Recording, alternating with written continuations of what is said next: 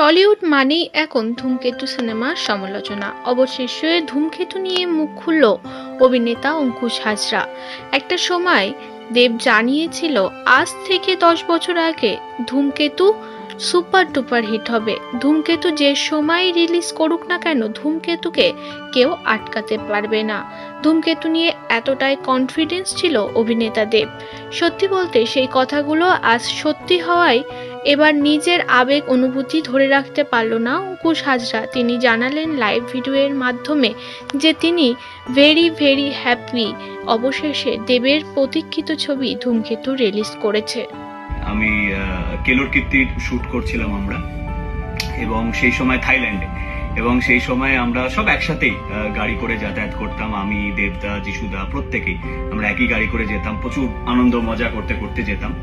তো সেই সময় দেবদা আমাকে ধূমকেতুর এই ছবিটা দেখিয়েছিল, প্রস্থেটিক মেকআপ করা এজেড লুকটা দেখিয়েছিল, and I could see the excitement in his eyes, এবং হি ওয়াজ সো হ্যাপি এই ছবিটাকে নিয়ে।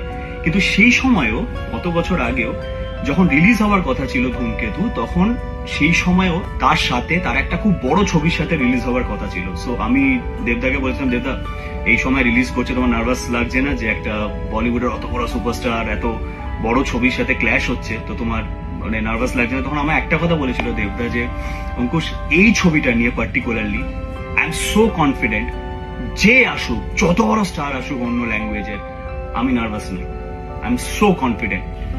আমি এই কারণে এই ইনসিডেন্টটা শেয়ার করলাম, তার কারণ ঠিক 9 বছর পর ধূমকেতু রিলিজ করছে সেম কন্ডিশনে, যে একটা বড় সুপারস্টার, বড় হিন্দি ছবি সাথে ক্ল্যাশ হচ্ছে।